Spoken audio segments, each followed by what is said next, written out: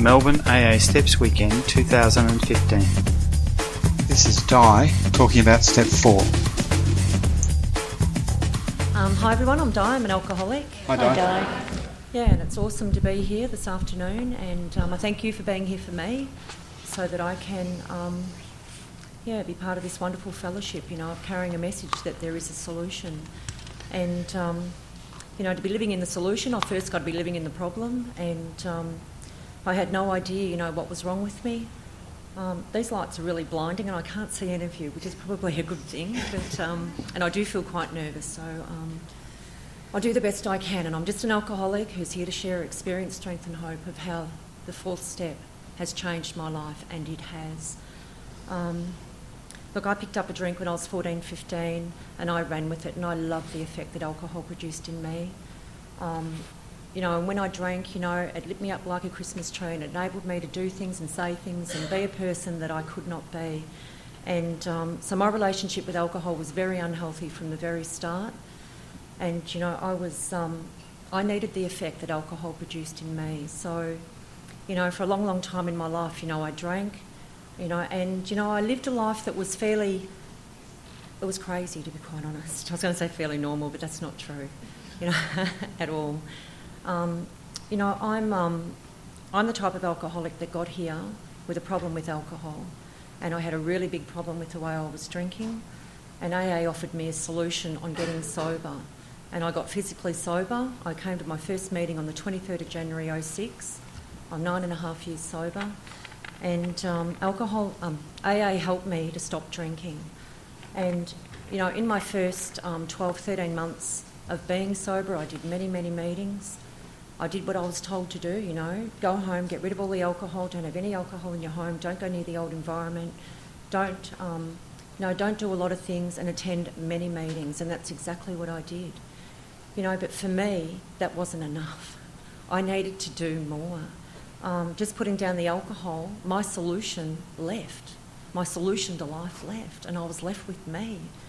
And my first 12 months of being sober was incredibly difficult. And somebody said to me, Di, if you don't think you're an alcoholic, now that you've stopped drinking, has your life, if it's getting worse for you, maybe that's a sign, that, you are an alcoholic. But the problem for me was that I didn't know if I was an alcoholic or not. And so trying to diagnose my alcoholism in the rooms of AA, listening to your stories, if the bashing and crashing, I didn't identify with a lot of the guys' stories. The girls' stories, I did. And, I'd say to myself, yes, I'm an alcoholic. I belong here. Sorry, I've got to do that because I can't see. Yes, I belong here. But then I'd hear these terrible stories, and I'd, say to myself, hang on a minute, I never did any of that stuff. I never drank methylated spirits. I never drank in the mornings. I've still got a job. I've still got a car. I've still got a home. How can I be an alcoholic? And the reason that I'm telling you this is because this is the part of why I need to do this fourth step. Because, I really struggled with belonging in AA. And so when I was 13 months sober, somebody crossed my path who knew this 12-step recovery program, and who actually, and by that stage I was in enough pain that I was willing to be teachable. And I had, for me, I had a lot of denial. I had a lot of ideas about myself that were wrong. And I was a victim, and and I drank because of the way that everybody else treated me, and coming here, I needed to not only get physically sober, but I needed to get emotionally sober, and I had no idea what that meant. I knew that I had problems with other people. I knew other people had problems, and I knew that I drank was my solution to coping with a lot of things that hadn't turned out that I wanted the way that I wanted them to. So what happened was I started going through the 12 steps because I needed more than just sitting in meetings. I was going crazy, doing that suggested form of, treating my alcoholism. I had no idea what an alcoholic was, to be quite honest.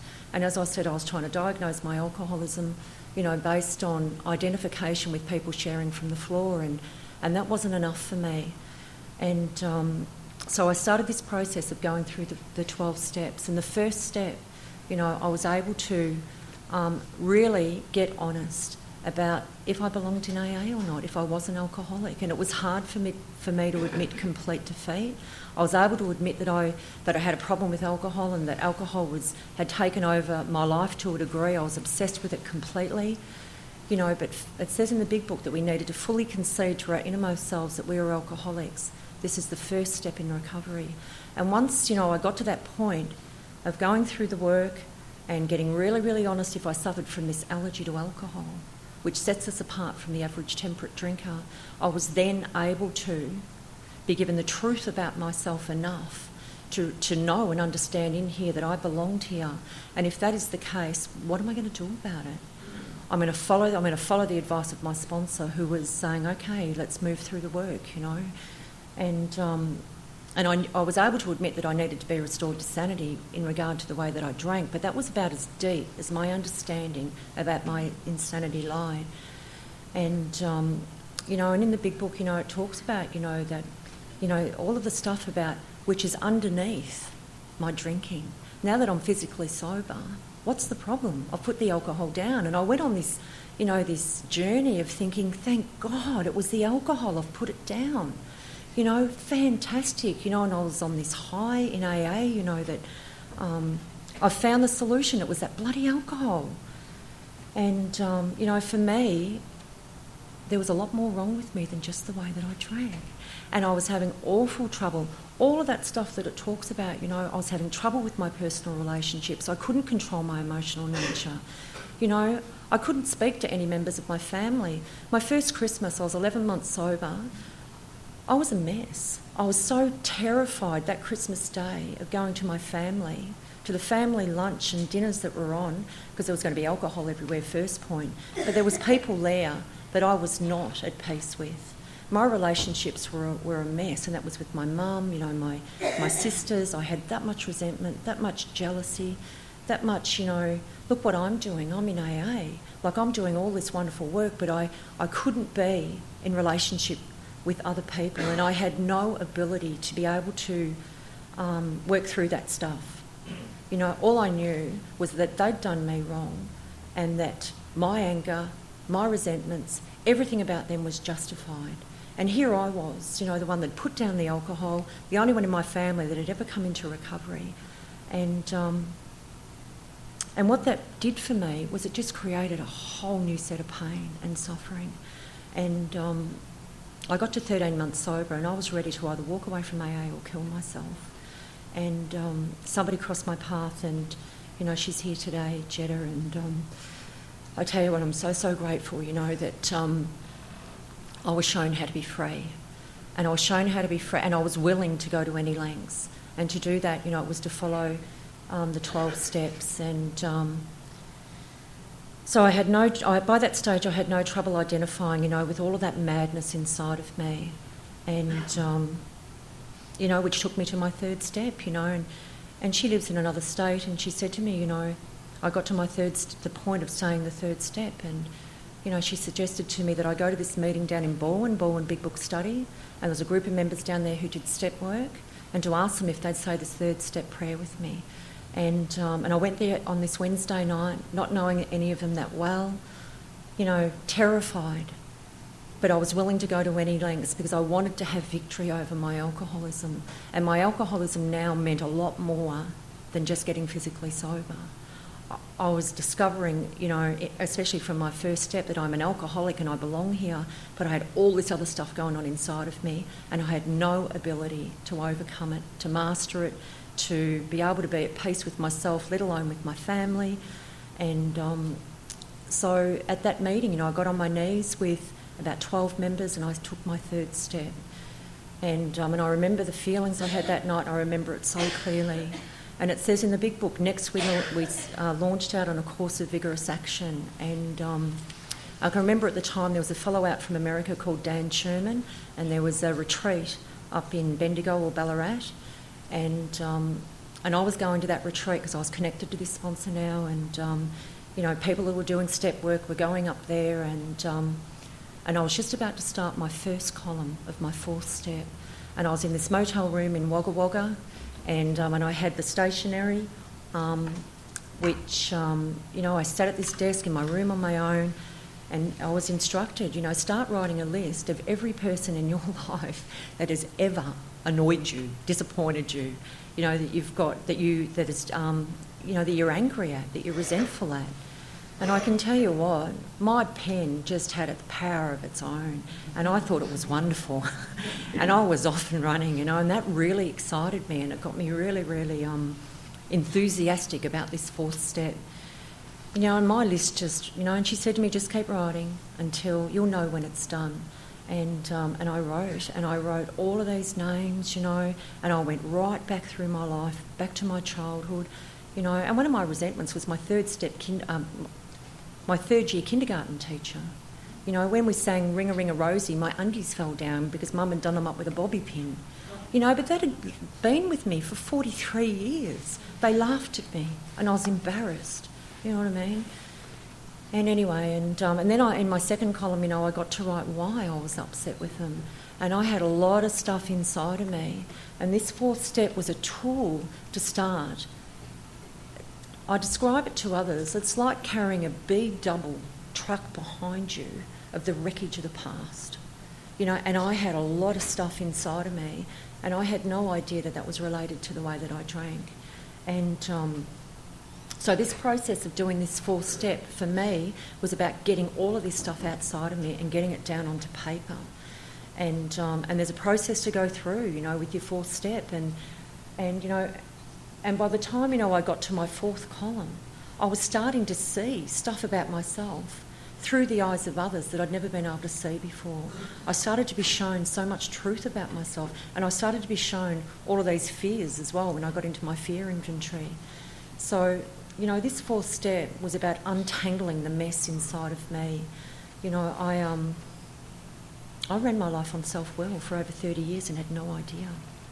I picked up self-will at 14, 15. I was off and running. I was rebellious, defiant, and did what I wanted to do, and I was unteachable. Nobody, my parents, school teachers, I wouldn't listen to anybody. And as a result of that attitude, fuelled by alcohol, I got myself into a whole lot of trouble in my life, and blamed others. My mum, my dad, then my ex-husband, then my adult kids. By the time I got here, I was festering with hatred and resentment and fear and anger and trying to live in a head like that. But the thing was, I didn't even really know that was going on until I got physically sober, and then I started working on this fourth step, which started giving me a tool to be able to get this stuff outside, on the inside of me, out. And it was, people say, oh, look, I'm really frightened of the fourth step. I'll wait until I'm weller to be able to do the fourth step. And the truth of the matter is, if you don't do your fourth step, the stuff just stays in there. It's in there and it just drags your spirit down. And it really, what I've discovered is working through all of this, stuff, I've been able to be free. And this real spiritual experience started to happen for me, because every time I touched on my own truth, like I'm really, really pissed off at my mother, because my mum came to AA when I was 15 and stayed for 2 weeks, did a rehab, stayed for 2 weeks, and then she left. Okay, so I had issues with my mum, and then 2 of my kids, when my alcoholism was in its throes, went to live with my mum. So, when I got to AA, I had really big resentments against mum, and today it's not like that. Today there's a relationship and there's forgiveness and love in our relationship, and these 12 steps have untangled that mess within me, especially steps 4 through to 9, which is clearing away the wreckage of the past.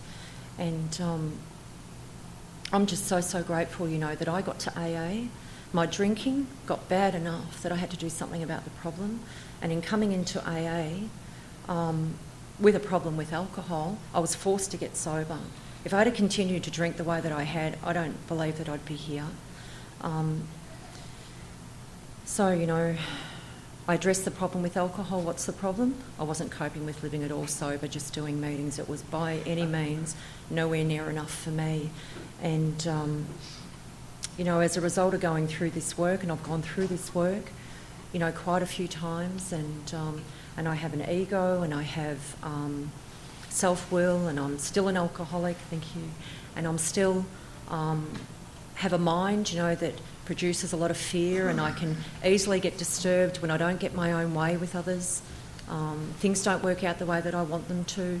I had a whole set of very unhealthy expectations about other people and how they should be behaving and how they should be treating me. I had a neurotic, mixed-up bag of attitudes and ideas about myself and about other people. And I'm not going to go into all the details of the fourth step because David's just explained it beautifully, visually. I can't do any better than that, but I can just share my experience of how it's unlocked me. It's given me the ability to see the truth about myself. And step 2 says, came to believe a power greater than ourselves would restore us to sanity. Being sane is the ability to be honest and to see the truth. When I'm insane, I'm in delusion and denial, and I cannot see the truth, and I'm thinking dishonestly, and I'm acting on that dishonest thinking.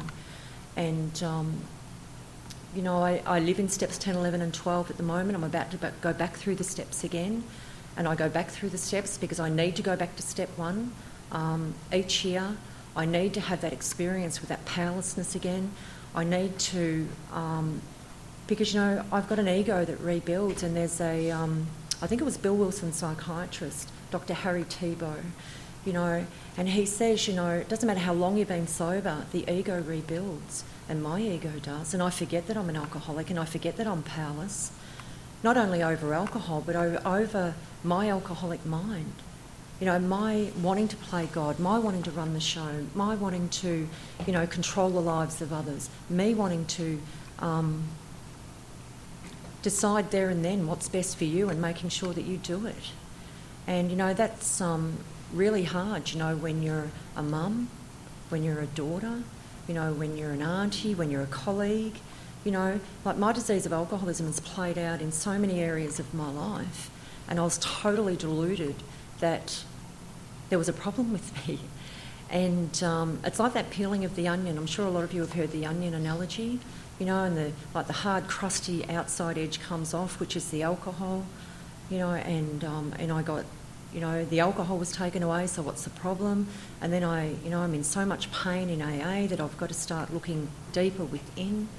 And as a result of, and the only way it's worked for me is doing the steps. I don't know how people do it just sitting in meetings, because I can't see the truth about myself unless I'm writing inventory. And each time I go back to the fourth step, and I take into that fourth step a whole new bunch of resentments, a whole new bunch of fears, and, harms as well, because if I'm not experiencing my inventory on paper, I'm experiencing it in real life. And the danger for this alcoholic is that I think, and if I haven't got a tool between me and the world, I act on my thinking. And acting on my thinking is really very dangerous for me because I think I'm right. And what happens is I step on the toes of others and they retaliate, and I think, what's their problem? What's wrong with them? You know what I mean? And I'm a tornado sober and I don't even know it. So, step 10 is very similar to the fourth step. For those, if there's any newcomers in the room here today, don't be frightened of the fourth step. The fourth step is an amazing, I think God's really clever, or whatever you want to call God, because this alcoholic was so willful and so thought she knew it all that I was not going to allow anybody to ever tell me anything. And going through this work, thank you. I thought, how am I going to speak for 20 minutes? I've got 1 minute left. Going through this work, it's enabled me to find a peace I've never known existed. All the promises have come true in my life, and they continue to come true in my life. Doors have opened I didn't know existed. I've found that reality deep down within. I have an amazing relationship with a higher power today. I help others in the fellowship. I have a sponsor who has a sponsor, and there's a lineage of recovery that is in my life today. And I'm just so grateful, that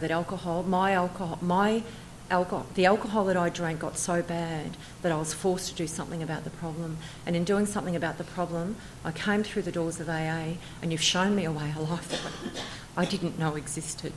You know, my daughter and I, we have a beautiful relationship. My mum and I have a beautiful relationship. Amends are so powerful. Don't be frightened of this stuff. Embrace it. If you're willing to go to any lengths, go through with the process, because there's spiritual pay that comes with this stuff. Okay? The outworking, we don't just do this to live sober. There's a life of abundance on offer for you if you're willing to go to any lengths. So thank you.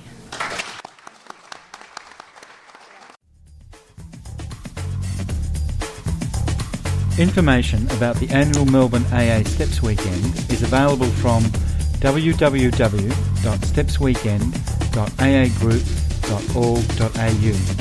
Thanks for letting us share.